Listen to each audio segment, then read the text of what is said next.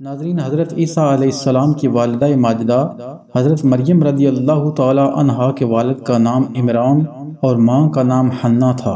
جب be be مریم اپنی ماں کے شکم میں تھیں، اس وقت ان کی ماں نے یہ منت مان لی تھی کہ جو بچہ پیدا ہوگا میں اس کو بیت المقدس کی خدمت کے لیے آزاد کر دوں گی۔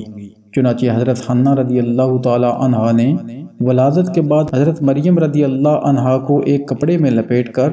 بیت المقدس کے علماء کے سامنے پیش کر دیا تاکہ وہ انہیں اپنی کفالت میں لے لیں۔ ان علماء کو بہت معزز شمار کیا جاتا تھا۔ یہ علماء حضرت ہارون علی نبینا و علیہ الصلوۃ والسلام کی اولاد میں سے تھے اور بیت المقدس کی خدمت پر مقرر تھے۔ چونکہ حضرت مریم رضی اللہ تعالی عنہا حضرت عمران رضی اللہ تعالی عنہ کی بیٹی تھیں جو ان علماء میں ممتاز تھے، اور ان کا خاندان بھی بنی اسرائیل میں بہت اعلیٰ اور صاحب علم خاندان تھا، اس لیے ان سب علماء نے، جن کی تعداد 27 تھی، حضرت مریم رضی اللہ تعالی عنہا کو اپنی پرورش میں لینے میں رغبت ظاہر کی۔ حضرت زکریا علی نبینا و علیہ الصلوۃ والسلام نے فرمایا کہ میں ان کا سب سے زیادہ حقدار ہوں، کیونکہ میرے گھر میں ان کی خالہ ہیں۔ معاملہ اس پر ختم ہوا کہ قرعہ اندازی کی جائے، چنانچہ قرعہ حضرت زکریا علی نبینا و علیہ الصلوۃ والسلام ہی کے نام پر نکلا، اور یوں حضرت مریم رضی اللہ تعالی عنہا حضرت زکریا علی نبینا و علیہ الصلوۃ والسلام کی کفالت میں چلی گئی۔ حضرت زکریا علیہ السلام نے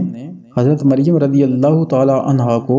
اپنی کفالت اور پرورش میں لینے کے بعد بیت المقدس کی بالائی منزل میں تمام منزلوں سے الگ ایک محراب بنا کر حضرت مریم رضی اللہ عنہا کو اس محراب میں ٹھہرایا۔ حضرت مریم رضی اللہ تعالی عنہا دوسرے بچوں کی بنسبت بہت تیزی کے ساتھ بڑھتی رہیں، چنانچہ حضرت مریم رضی اللہ عنہا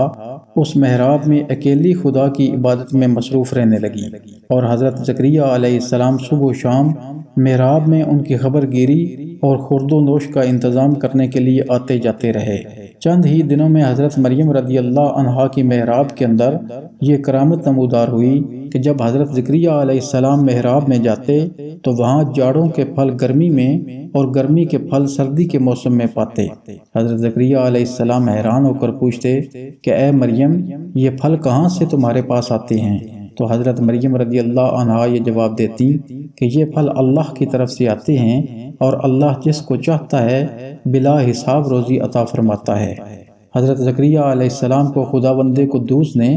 نبوت کے شرف سے نوازا تھا، مگر ان کی کوئی اولاد نہیں تھی اور وہ بالکل ضعیف ہو چکے تھے۔